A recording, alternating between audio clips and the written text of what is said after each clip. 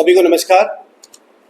आज बड़ी खुशी का दिन है कि आज अंडमान निकोबार आइलैंड्स के बीच में आज हम अंडमान रेसिडेंसी में बैठे हैं और आज आप सभी मीडिया कर्मी प्रेस के साथ आज हम एक प्रेस कॉन्फ्रेंस करने जा रहे हैं, जो कि आने वाले 19 तारीख को जो लोकसभा चुनाव हो रहा है जिसमें हम भी पार्टिसिपेट कर रहे हैं। और आज हम आपके बीच में अपना मैनिफेस्टो को दिखा रहे हैं और आप सभी को एक एक कॉपी भी हम देंगे और हमारे पूरे द्वीप समूह में हम इसका प्रचार करेंगे। और मैं चाहूँगा कि आप जो भी सवाल आज हमसे कर सकते हैं हमारे द्वीपों के प्रति और हमारे प्रति। धन्यवाद। सर, सबसे पहले तो सर आपसे ये पूछना चाहेंगे, कुछ दिनों पहले जो है आपका जो पार्टी है अंडमान निकोबार जनता पार्टी, जिससे आप ओरिजिनली बिलोंग करते हैं, उस पार्टी के जो नेशनल प्रेसिडेंट है संतोष प्रजापति जी, उन्होंने एक प्रेस कॉन्फ्रेंस करके आपके ऊपर कुछ मतलब टिप्पणियां की थी, कुछ इल्ज़ाम जो है लगाए थे। उसके बारे में आप अपना क्लैरिफिकेशन दीजिए कि क्या उन्होंने जो बोला था वो पूरी तरीके से सच है या उसमें मतलब आप क्या कहना चाहते हैं उसके बारे में।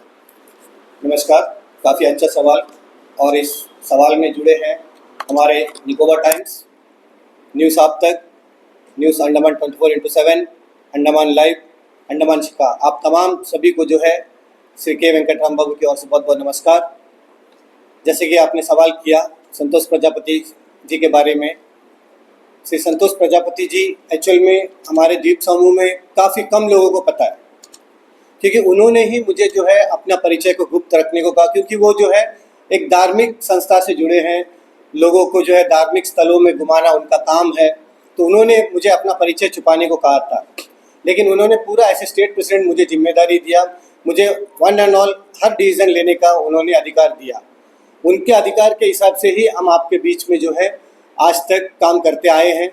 आने वाले दिनों में भी हम जो है पार्टी को कैसे आगे लेके जाना है हम काम कर रहे हैं। लेकिन कहीं ना कहीं ये जो कंट्रोवर्सी को उन्होंने आने के बावजूद फिर एक मेरे से कांटेक्ट करे बिना प्रेस कॉन्फ्रेंस करके कहीं ना कहीं बहुत बड़ी उन्होंने गलती की है, क्योंकि उनको जो है अंडमान निकोबार आइलैंड्स में अगर स्टेट प्रेसिडेंट श्री के वेंकटराम बाबू मौजूद है तो उनसे पहला कंसल्ट करना था उनको प्रेस कॉन्फ्रेंस से पहले। लेकिन कोई बात नहीं, उन्होंने जो कर दिया है वो किसी के इशारों में नाच रहे हैं, हमें कोई फर्क नहीं पड़ता। हम द्वीप समूह के विकास के लिए लंबे समय से काम करते हैं और अंडमान निकोबार आइलैंड्स में अंडमान निकोबार जनता पार्टी को पहचान हमने दी है और हमें उनका पेपर कॉरेस्पॉन्डेंस पूरा तरीके से आता है। जब वक्त आएगा उसमें कैसा काम करना है मैं आने वाले दिनों में जरूर करूंगा। सर एक सवाल है सर, उन्होंने जो है जब आपके नेशनल प्रेसिडेंट जो है संतोष प्रजापति, उन्होंने जब प्रेस कॉन्फ्रेंस किया था उन्होंने ये कहा था कि उन्होंने जो है आपको एक फॉर्म दिया था जो इलेक्शन के दौरान जो है कैंडिडेट को दिया जाता है। तो जैसा अंडमान निकोबार जनता पार्टी जो है उसके तरफ से आपने एक वीडियो जो है सारा सोशल मीडिया प्लेटफॉर्म में चलाया था, जिसमें आपने कहा था कि आपकी जो वर्क प्रेसिडेंट है आपकी पार्टी के अजीत जी, उन्हीं को जो है आप अपनी पार्टी की तरफ से टिकट देंगे। और यही सोचकर जो है संतोष प्रजापति जी ने आपको जो है वो फॉर्म दिया था और उन्होंने ये कहा था, और हमारे साथ पिछला जो प्रेस कॉन्फ्रेंस है उन्होंने ये क्लैरिफाई भी किया था कि वो फॉर्म आपके हाथ में दिया था, लेकिन वो आपके हाथ में देकर उनका ये कहना था कि वो फॉर्म जो है आप अजीत जी को दीजिए। तो क्या इसमें कितनी सच्चाई है?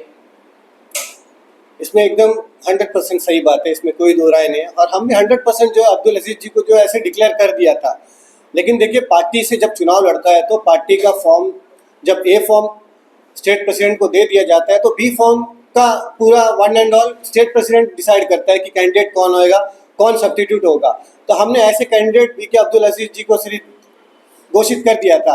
अब सवाल था सब्स्टिट्यूट का, तो सब्स्टिट्यूट में हमने अपना नाम रखा, क्योंकि हमें लगा कि कहीं ना कहीं वी के अब्दुल अजीज जी जो है से सब्स्टिट्यूट के मामले में पीछे हट रहे थे। तो मुझे लोगों का काफ़ी सारा प्रेशर आया कि आपका पार्टी में कैंडिडेट डिक्लेयर तो हो गया लेकिन अभी तक नॉमिनेशन फाइल नहीं करता, वजह क्या है और सब्स्टिट्यूट कौन है अभी तक क्लियर नहीं हुआ। तो मुझे भी कहीं ना कहीं लगा कि सब्स्टिट्यूट के मामले में अजीज जी मेरा से जब पीछे हट रहे हैं तो कहीं ना कहीं इसमें कुछ एक गड़बड़ी मुझे दिखा।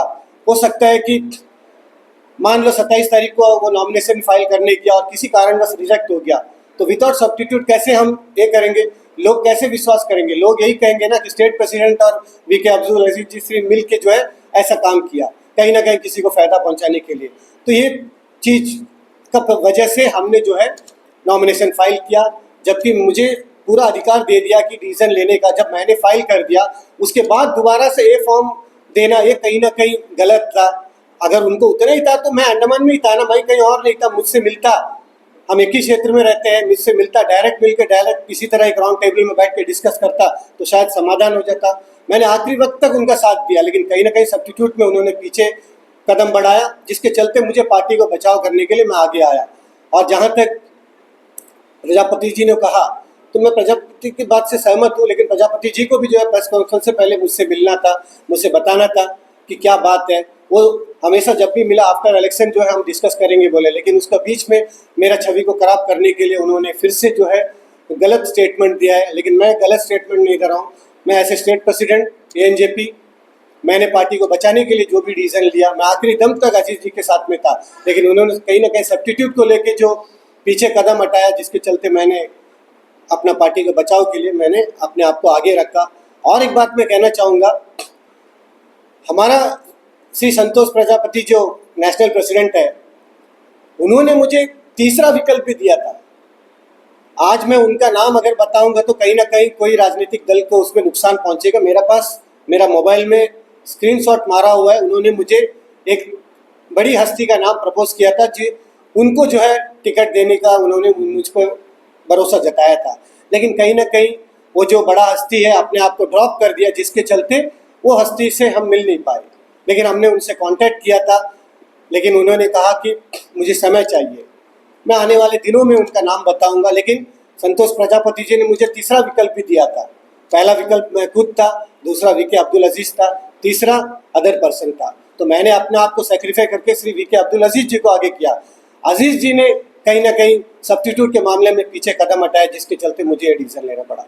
उन्होंने ये भी कहा है कि इलेक्शन के बाद जो है प्रेस कॉन्फ्रेंस में उन्होंने कहा है कि आपके ऊपर जो है वो कड़ी दुख अपनाएंगे और जो है आपके ऊपर जो है कंप्लेंट भी फाइल करेंगे। आपने वो न्यूज़ शायद देखा होगा। जी, मैंने न्यूज़ देखा और मैंने उनका वो जो प्रेस कॉन्फ्रेंस के बाद में आपके सामने आज मैं इस मंच से आपको बताना चाहूँगा, इस प्रेस कॉन्फ्रेंस के थ्रू से, पार्टी एफिलिएशन का एक फोरम होता है जो इलेक्शन कमीशन ऑफ इंडिया से टाई अप करके होता है। उसमें जो है हर साल कुछ ना कुछ डॉक्यूमेंट देना पड़ता है। कहीं ना कहीं श्री संतोष प्रजापति जी उस काम में फेलियर है, जिसके चलते पार्टी का अस्तित्व खत्म होने के कगार पे था। एज ए स्टेट प्रेसिडेंट मैंने उस कोरम को पूरा करके इलेक्शन कमीशन ऑफ इंडिया को जो है देकर आज अंडमान निकोबार जनता पार्टी का नाम अगर इलेक्शन कमीशन ऑफ इंडिया के लिस्ट में है तो वो मेरा डॉक्यूमेंट देने के बाद हुआ है। अब फैसला आने वाले दिनों में होगा, जब वो मुझसे मिलेंगे, इस बारे में बात करेंगे, तब मैं जो है डिसीजन लूँगा कि क्या करना क्या नहीं करना है। सर, अभी आप अपने मैनिफेस्टो का पॉइंट्स उसके बारे में देखिए, हमारा मैनिफेस्टो काफ़ी साफ मैनिफेस्टो, जिसमें हमने मेन बुनियादी मुद्दा को आपके बीच में रखा है। और भी काफ़ी सारे इश्यूज हैं जो जनरल इश्यूज में आते हैं, उसको जब आने वाले दिनों में पूरा करेंगे। जैसा कि हमारा पहला 4% reservation for island born. Island born बोलने से आज हमारा अंडमान निकोबार आइलैंड्स में माहौल ऐसा बन चुका है कि कुछ लोगों को रिजर्वेशन मिलता है और अधिकतर लोगों को रिजर्वेशन से आउट ऑफ रखा गया है। तो आज जितना भी इंटरव्यू निकलता है, इंटरव्यू निकलने के बाद जब फाइनल लिस्ट आउट होता है, उस टाइम में ये डिस्कस होता है कि अरे हम यहाँ पैदा हुआ, हम भी ये भी एक ही टेबल में बैठता है, लेकिन फ़ायदा कोई दूसरा ले रहा है और हमको कुछ नहीं मिल रहा है। इसीलिए मैंने आइलैंड बॉर्न रखा। आइलैंड बॉर्न में हर एक बच्चा जो द्वीप में पैदा होता है, ये काला पानी में पैदा होना सजा नहीं है। काला पानी में पैदा होना उनका हक है, उनका हक उनको मिलना। तो मैं 4% से मैं इसको स्टार्ट करता हूँ। मैं आपको बताना चाहूँगा, अंडमान निकोबार एडमिनिस्ट्रेशन ने आई थिंक 9 सितंबर 2011 को एक नोटिफिकेशन निकाला था, जिसमें उन्होंने एसटी का जो 12% रिजर्वेशन था, वो 12% में आफ्टर सुनामी पॉपुलेशन डिक्रीज होने के चलते 4% रिजर्वेशन को जो है कट कर दिया। और वो जो है आज 54% रिजर्वेशन के क्राइटेरिया में आ रहा है। तो कहीं ना कहीं गवर्नमेंट ऑफ इंडिया ने 50 रिजर्व 50 अनरिजर्व रखा है। तो आज हम देखते हैं कि हमारा द्वीप समूह में 54 जा रहा है। तो मैं लीगली जा रहा हूँ, मैं हवा में बातें नहीं कर रहा हूँ, मैं एज पर डॉक्यूमेंट बातें कर रहा हूँ। मैं बाकी लोगों की तरह फॉल्स मैनिफेस्टो नहीं बता रहा हूँ। मेरा हर एक पॉइंट में जो है लीगली पेपर से डॉक्यूमेंट्स है जो 100% कहीं ना कहीं 2011 कहे तो आज 2024 इसका बीच में बीजेपी का भी सांसद को मौका मिला, कांग्रेस का भी सांसद को मौका मिला। एक मामूली सा काम था जिसके चलते आज हमारे द्वीप के आइलैंड में जो बच्चे फेस कर रहे हैं वो फेस का समाधान 4% के साथ हम स्टार्ट करना चाहते हैं, जो आने वाले दिनों में मैं खुद अगर मौका मिला तो मैं पहले सेशन में इसे करके दिखाऊंगा। नहीं तो चाहे वो कोई बीजेपी हो, चाहे कांग्रेस हो, चाहे वो अदर 11 कैंडिडेट्स है, उसमें से जिसको भी मौका मिलता है तो मैं इसको इम्प्लीमेंट करके दिखाऊंगा। अब आगे का अगर मैनिफेस्टो को भी बताना चाहूंगा, flood lights in all mini stadiums of Andaman Nicobar islands. आज हम देखते हैं यूथ जो है कहीं ना कहीं ड्रग्स का शिकार हो रहे हैं, मेथामिन आए दिन हमें न्यूज़ में सुनने को मिलता है। तो बच्चों को पढ़ाई के साथ साथ खेल के मैदान में भी हमें आगे बढ़ाना है। आपको हाल ही में ही पता होगा कि अंडमान निकोबार में फ्लड लाइट हाल ही में ही ऑनरेबल चीफ सेक्रेटरी ने शायद एक नॉर्मली एक उद्घाटन किया, जो अंडमान निकोबार द्वीप समूह के लिए एक ऐतिहासिक कदम है, जिसमें हमने भी जो है हमारे पंचायत से जो है लाइट दे के एक खेल करवाया था। तो बाकी पंचायतों से बहुत कम लाइट था, लेकिन हमने जो है 30 से 35 लाइट प्रोवाइड करा के ये डे नाइट मैच को हमने स्टार्ट करवाया था। और आज अंडमान निकोबार एडमिनिस्ट्रेशन उसको एक फाइनल अंजाम देके जिमखाना ग्राउंड को स्टार्ट किया है, नेताजी स्टेडियम को। और भी हमारे द्वीप समूह में काफ़ी सारे मिनी स्टेडियम्स है जहाँ पे इस फ्लड लाइट्स की ज़रूरत है। जो ऐसे सांसद का फंड होता है एमपी फंड, उस फंड से जो है हम जितने भी हमारे द्वीप समूह में मिनी स्टेडियम है जहाँ पे लाइट्स की ज़रूरत है वो हर स्टेडियम में फ्लड लाइट्स लगाने का काम करेंगे। उसी तरह all DRM should be upgrade S 130 पे एंड 130 पे अपग्रेड एज TSM और रेगुलाइज। मतलब जितने भी आज DRM में काम कर रहे हैं उन सभी को जो है 1/3 किया जाए, और जो 1/3 में कर रहे हैं उसको जैसे इलेक्ट्रिसिटी में एक ज़माने में TSM करे थे, उसी तरह या तो TSM करे अंडमान निकोबार एडमिनिस्ट्रेशन, ना तो एक पॉलिसी लेके आके रेगुलाइज करे, क्योंकि लंबे समय से 10 साल 20 साल 30 साल से लोग काम कर रहे हैं। उसी तरह ब्रिज बिटवीन बोमफ्लैट टू चाटम, आज हम देखते हैं कि बोमफ्लैट चाटम एक बहुत बड़ी ज़रूरत है।